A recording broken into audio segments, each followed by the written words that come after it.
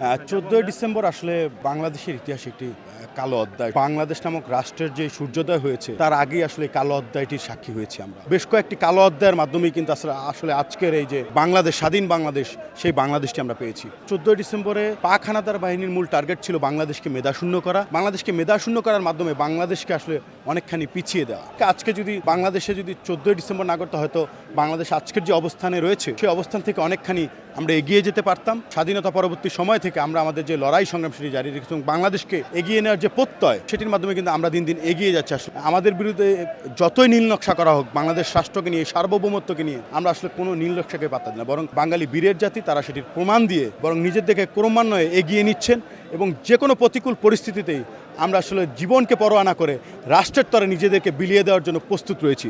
এবং এই 14 ডিসেম্বরের যে শহীদ বুদ্ধিজীবীরা রয়েছেন, তারা আমাদের জন্য আসলে একটু অনুপ্রেরণা। তাদের এই আত্মত্যাগকে আমরা হৃদয়ে ধারণ করে মূলত আমরা আগামীর বাংলাদেশ বিনির্মাণের লক্ষ্যে এবং বাংলাদেশকে যে কোনো ধরনের বিদেশি শক্তি থেকে রক্ষা করার জন্য সে অনুপ্রেরণায় আমরা নিজেদের জীবন বাজি রেখে লড়াই সংগ্রাম করতে রাজি রয়েছে। এবং সেটি কিন্তু ইতিমধ্যে আমরা যারা তরুণ প্রজন্ম রয়েছি, আমরা কিন্তু এই প্রজন্ম জুলাই গণ অভ্যুত্থানে প্রমাণ করে দিয়েছি। যারা বুদ্ধিজীবী, যারা আসলে আত্মত্যাগ করেছেন, যারা শহীদ হয়েছেন, তাদের অনুপ্রেরণাকে কাজে লাগিয়ে আমরা বুক চিতিয়ে 24-এ লড়াই সংগ্রাম করেছি। এবং ভবিষ্যতেও যদি এমন কোনো পরিস্থিতি বাংলাদেশের সৃষ্টি হয়, তাহলে ইনশাআল্লাহ আমরা এই যে বুদ্ধিজীবীদের যে আত্মত্যাগ, সেটিকে অনুপ্রেরণা হিসেবে নিয়ে ভবিষ্যতে আমরা এই রাষ্ট্রের তরে লড়াই সংগ্রাম করব এবং রাষ্ট্রকে সবার আগে গুরুত্ব দিয়ে আমরা এই রাষ্ট্রের তরে নিজেদের জীবনকে বিলিয়ে দেওয়ার জন্য সর্বাত্মক প্রস্তুত রয়েছি। তো আজকের এই দিনে শহীদ বুদ্ধিজীবীদের প্রতি অনেক অনেক শ্রদ্ধা, ভালোবাসা এবং তাদের আত্মত্যাগ আমাদের জন্য, আমাদের ভবিষ্যৎ প্রজন্মের জন্য অনুপ্রেরণা। এই রাষ্ট্রে আইন শৃঙ্খলা পরিস্থিতি যে এখনও স্বাভাবিক হয়নি, এটি যে দিন দিন অবনতি হয়েছে, সেটি কিন্তু দৃশ্যমান। সেই জায়গা থেকে আমরা যারা জুলাইয়ের সম্মুখ সারির যোদ্ধা রয়েছি, আমরা নিজেরাও অনিরাপদ বোধ করছি। এবং শুধুমাত্র আমরা না, আমরা মনে করছি যে রাষ্ট্রের সকল নাগরিকরাই আসলে অনিরাপদ। সুতরাং এই যে স্বরাষ্ট্র উপদেষ্টা রয়েছেন, তাকে আরও তৎপর হতে হবে, তাকে আরও জোরালো ভূমিকা রাখতে হবে এবং আইন শৃঙ্খলা বাহিনীর প্রতি যে অনাস্থার সৃষ্টি হয়েছে এদেশের জনগণের, এই অনাস্থার থেকে আস্থা ফিরিয়ে নিয়ে আসতে হলে আমি মনে করছি যে স্বরাষ্ট্র উপদেষ্টাকে আরও জোরালো ভূমিকা রাখতে হবে।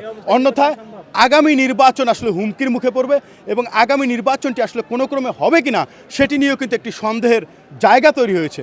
আমরা মনে করছি যে কোনো ক্রমে যদি এ ধরনের এই যে অস্থিতিশীল পরিস্থিতির কারণে, অনাকাঙ্ক্ষিত পরিস্থিতির কারণে যদি নির্বাচন হুমকির মুখে পড়ে, যদি নির্বাচনকে কোনো ক্রমে বানচাল করা হয়, তাহলে শুধুমাত্র নাগরিকরা নয়, বরং এই রাষ্ট্র হুমকির মুখে পড়বে, এদেশের সার্বভৌমত্ব হুমকির মুখে পড়বে। কারণ আমরা জানি যে ইতিমধ্যে বিভিন্ন ধরনের স্বৈরাচার এবং তাদের দোসররা দেশে এবং বিদেশে বিভিন্ন জায়গায় কিন্তু গাপটি মেরে রয়েছেন।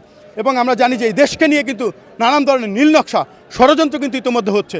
সেই ষড়যন্ত্র কিন্তু চূড়ান্ত রূপ ধারণ করবে যদি কোনোভাবে নির্বাচনটি আসলে বানচাল হয়। সুতরাং আমরা মনে করছি যে এই অন্তর্বর্তীকালীন সরকারকে দেশের আইন শৃঙ্খলা পরিস্থিতি স্বাভাবিক করে নির্বাচনটি যে কোনো মূল্যে আসলে নির্বাচনটি অনুষ্ঠিত করতে হবে এবং নির্বাচন করার মাধ্যমে নির্বাচিত সরকারের কাছে ক্ষমতা হস্তান্তর এই মুহূর্তে অত্যন্ত জরুরি হয়ে পড়েছে বলে আমরা মনে করছি।